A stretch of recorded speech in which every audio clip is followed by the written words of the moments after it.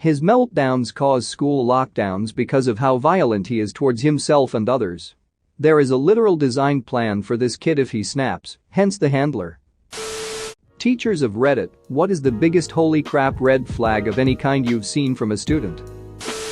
I was giving a spelling test to my third graders, and one student calmly got outer glue and poured it in her ear. I teach middle school math. We have a Saturday school once a month for students with failing grades to get extra help in whatever subject. One kid did not want to be there, and he was placed in a conference room in the office so he didn't disturb the other kids. So this kid pulled out a tooth. An adult tooth. He pulled it out of his face. It was terrible. I remember a kid in 5th grade that would crap in his pants, reach down there, pull some out, roll up little dookie balls, and throw it at the other kids. All the while laughing like he was having the time of his life. That's gotta be some kind of red flag. There was a kid in my brother's 5th grade class who tattooed himself with pen ink. It worked and he was forced to wear sleeves when he played on the middle school basketball team so they didn't show. He's in prison. Edit. I should clarify that doing a few dots or a little smiley face isn't a big deal, people do that all the time and turn out alright. This kid did his entire arm down to the elbow. My friend runs a swim club for kids. She once got a complaint from some mothers that one 8-year-old boy was performing fellatio on some 6-year-old boys in the changing room. The kid wasn't allowed to come back, and it turns out that his grandfather molested him. That's where he learned the whole thing. This was a long time ago. I'm not a teacher, but was doing a co-op placement as an educational assistant when studying sociology. We're talking like 15 years ago, give or take. Had a student in the class, with behavioral problems mind you, walk up to another teacher who was pregnant and proceed to tell her he was going to cut the fetus out of her. Nobody really knew how to react, and the tone in his voice, look in his eyes was up there with the most evil crap I've seen up till that point in my life. My friend teaches and told me this. He had a student who constantly picked at his scabs. He would rip them off and eat them, then lick the blood off his fingers. Then pull alcohol swabs out of his backpack and clean the wound while smiling creepily.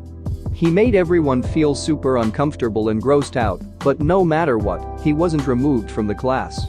Finally one day my friend comes back from the teacher's lounge to find him using a letter opener under his skin and moving it back and forth, blood everywhere.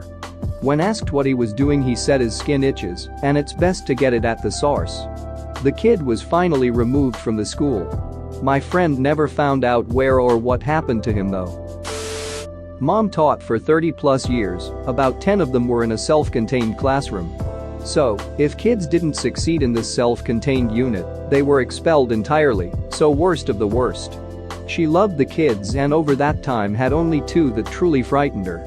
The common thread was they had no effect whatsoever. They were never happy, never sad, never jealous, never vengeful. It was just nothing.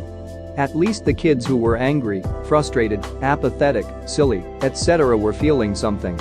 Of those 2 kids, one is now in jail for a long time. She doesn't know what became of the other one. I was in charge of an after-school program for junior high and high school students, 13 to 18 years old. One time I was waiting for a 13-year-old girl to get picked up with her friend, and this is the conversation I heard from across the room while they were messing with the whiteboard. Girl 1? Draws swastika. Girl 2? You can't do that, that's bad. Girl 1? Why? Girl 2? I don't know, I just know bad. Girl 1? It's okay, my dad has it tattooed on his chest. Me? Giving a questionable glance. Edit 1. I was working in a semi-rural part of the US, and dad was a white guy who lived in a trailer park. I'm not one for stereotypes, but I'm pretty sure the guy wasn't Hindu or Buddhist. But I appreciate this sub's ability to always look for a silver lining. Source: wife is a teacher. 8th grader would smear their own crap on the restroom walls.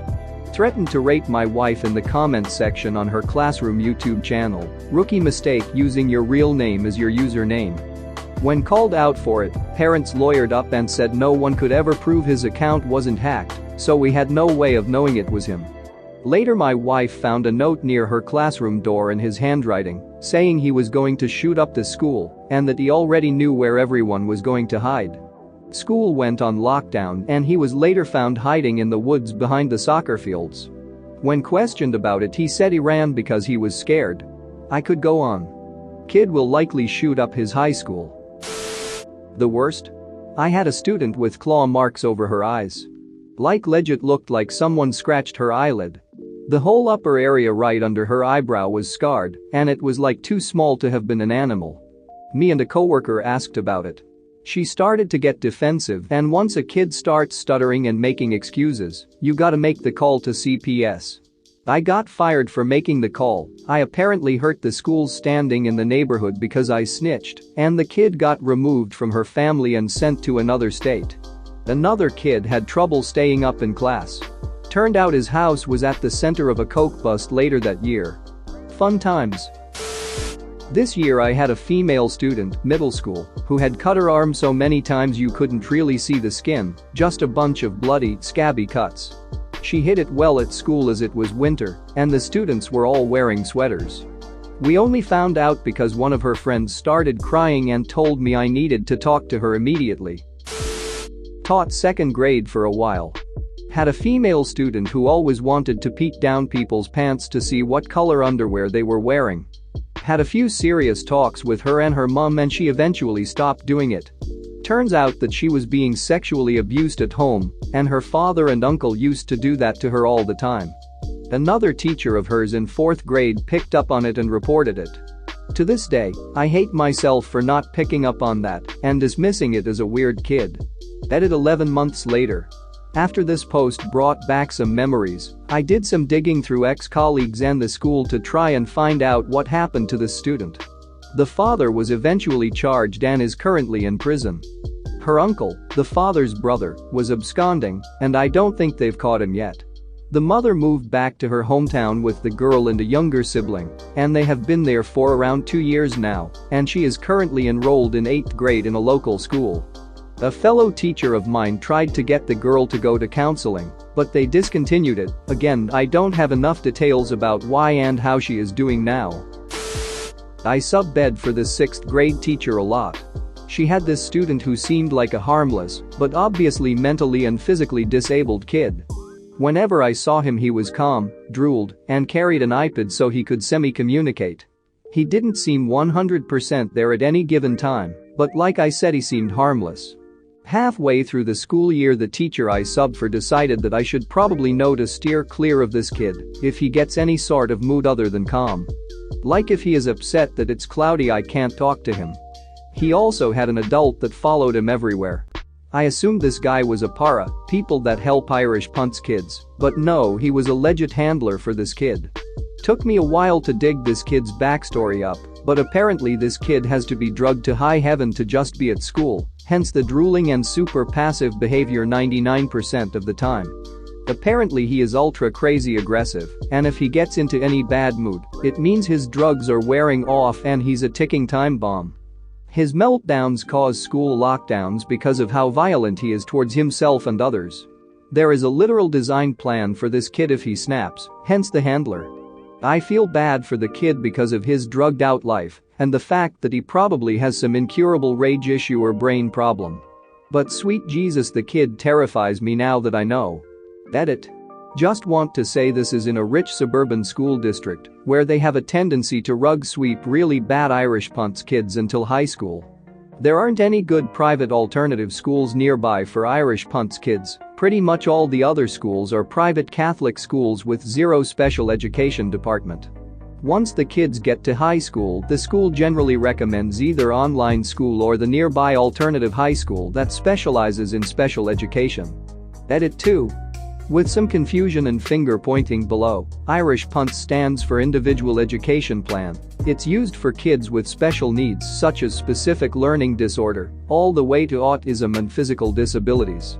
504s generally cover things like depression that don't generally affect classroom and learning, but might be good to know if a kid comes to class in a mood. Irish punts kids are normal kids that need more specialized help to learn. Some Irish punts kids never have been to the SPED department of their school. Some Irish punts kids only live in the sped department. Some kids are a mix of the two. Irish punts kids are not monsters, or are they bad? They are just kids. I don't hate them and I don't fear most of them. Just this kid I'm scared of, but I'm still his teacher when I sub, so I get over it. Like and subscribe for more funny, interesting, and scary r/ask Reddit videos.